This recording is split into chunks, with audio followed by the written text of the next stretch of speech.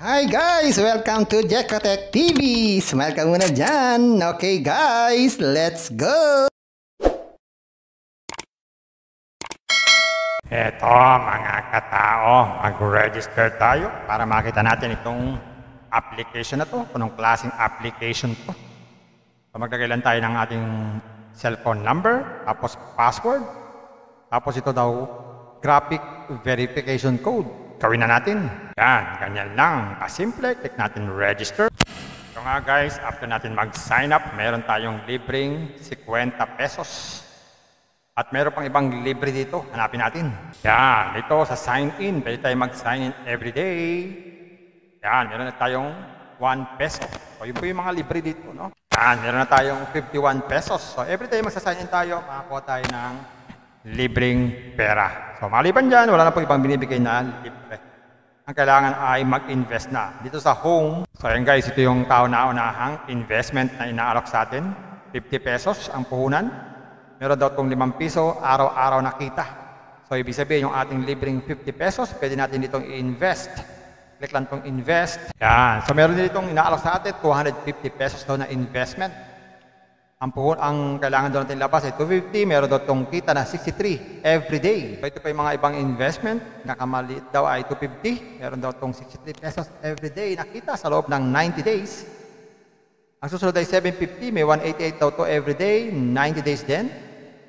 At meron din namang 1750, 90 days din yan, 438 din ang every day. Gagawin lang, click lang itong invest, insufficient balance. So mapupunta tayo sa recharge page agad. Mamimili lang tayo ng amount dito.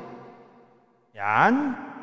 Tapos, pwede tayong pag-GCash or Maya. GCash na lang. Click natin tong pay. Yan. Via GCash, login tayo. Yan. Scan tong QR code. Mag-transfer ng fund. Ayun. Meron na tayong investment doon. Pwede na tayong mag-withdraw everyday. Check nga natin kung tama ako. Yan. So bago mag-withdraw, ilagay dito ang ating bank account. Click natin tong setup. Ilagay natin dito ang ating account, ang ating bank. Pwede po dito ang GCash or Maya. So GCash na lang tayo. Lagay ito ang GCash name at GCash account number. Yan, ganyan lang. Click natin confirm. So ang minimum withdrawal pala dito ay 100 pesos. At sabi dito, amount must be a multiple of 100. Mabigat ito ha. Hindi tayo pwedeng mag-withdraw ng sobra sa 100. Dapat laging divisible by 100. Hindi pwedeng 110, 150. Dapat 100, 200, ganyan. Ang withdrawal time is 9 a.m. to 9 p.m. So limited, no? Hindi siya unli na araw-araw. At only one withdrawal can be made per day. At 25% daw ang handling fee. Malaki-laki yan, ha? So, hindi pa tayo pwede makapag-withdraw. So, pwede tayo mag-check natin yung income details dito. At pwede tayong kumontak sa customer service. At magpalit ng password. At pwede tayong magbasa tungkol sa kanilang company. At mag-download ng application para mabilis daw tayo makapag-login. At mag-sign out na lang kung ayaw natin sa application na to. So yan guys, nakita natin itong application na to. So, nasa sa inyo pa rin po yan, mga kamay, kung kayo po ay papasok sa application na to. Pero bago kayo pumasok, be sure na napag-aralan nyo muna mabuti itong application na to. Nakita natin malaki ang interest niya o malaki ang kikitain. Kaya ito pong application na to ay risky. Kaya ito po ay para sa mga risky people lamang. Kung hindi po kayo risky people, hindi kayo pwede dito.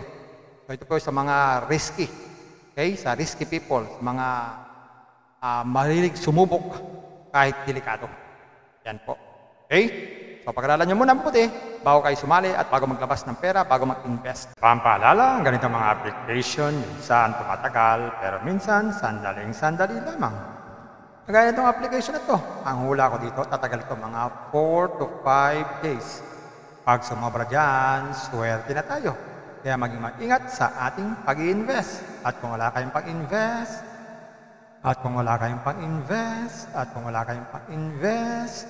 Kung may free, sa free na lang muna tayo. Kung may free, sa free na lang muna tayo. At sa pampaalala, ang ganito mga application, minsan tumatagal, pero minsan sandaling-sandali lamang.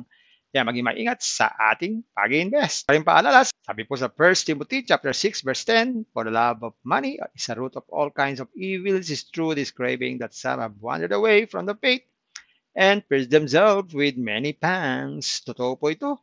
Ang pera naman ay hindi masama. Yan ang ginagamit natin sa pang-araw-araw natin buhay, pambili ng bigas, ulam, sapatos at iba pa. Pero ang babala dito ay yung pag-ibig sa pera. Pag tayo po umibig na sa pera, maaari tayong makagawa ng sari-saring kasamaan. Yan po ang kinauugatan, yung ating pag-ibig sa pera. Kaya ito po ay isang babala dahil ang ating ibang mga kasama natin ay nawala na sa pananampalataya. Mas pinili nilang ibigin ang pera. Hindi na natin alam kung nasaan sila. Kaya pinag-iingat po tayo dito. Mag-iingat po tayo sa pag-ibig sa pera. Bye-bye. Ingat lagi sa pag-invest. Bye.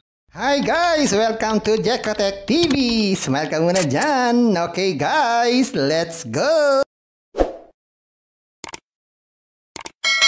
Eto mga katao, mag-register tayo para makita natin itong application na to, anong klaseng application to. So magkakailan tayo ng ating cellphone number, tapos password, tapos ito daw graphic verification code. Gawin na natin. Yan, ganyan lang. Kasimple, click natin register. So nga guys, after natin mag-sign up, meron tayong libreng 50 pesos. At meron pang ibang libre dito. Hanapin natin. Yan. Dito sa sign in. Pwede tayo mag-sign in everyday. Yan. Meron na tayong 1 peso. So yun po yung mga libre dito. No? Yan. Meron na tayong 51 pesos. So everyday magsa-sign in tayo. Makakuha tayo ng libreng pera. So maliban dyan, wala na po ibang binibigay na libre. Ang kailangan ay mag-invest na. Dito sa home. So yan guys. Ito yung kauna-unahang investment na inaalok sa atin. 50 pesos ang puhunan. Meron daw itong 5 piso, araw-araw na kita.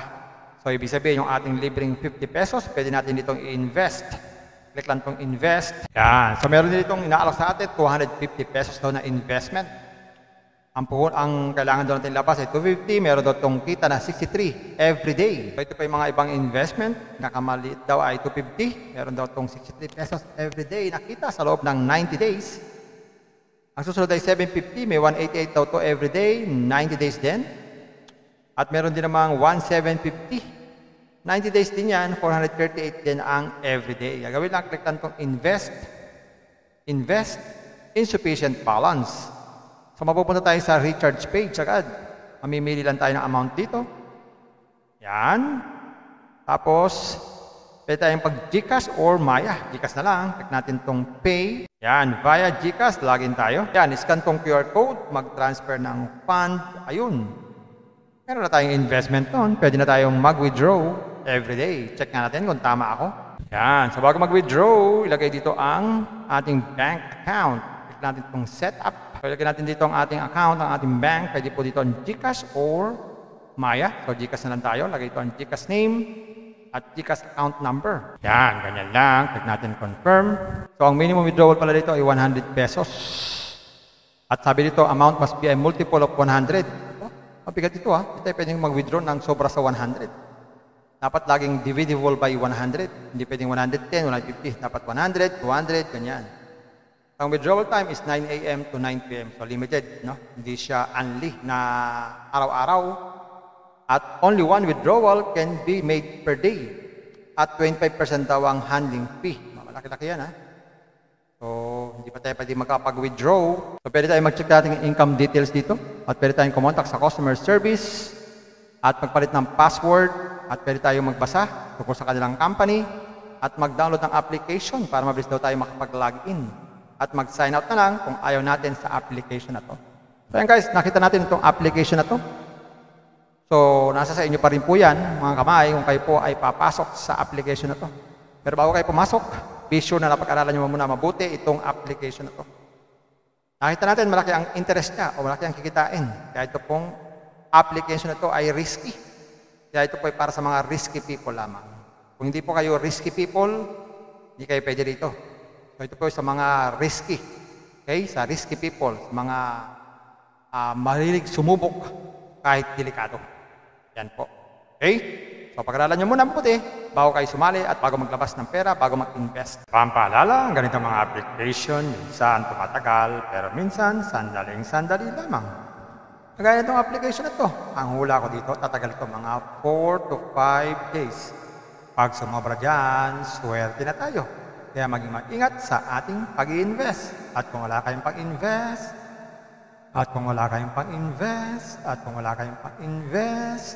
Kung may free, sa free na lang muna tayo. Kung may free, Sa free na lang muna tayo. At sa pampaalala, ang ganito mga application, minsan tumatagal, pero minsan sandaling-sandali lamang.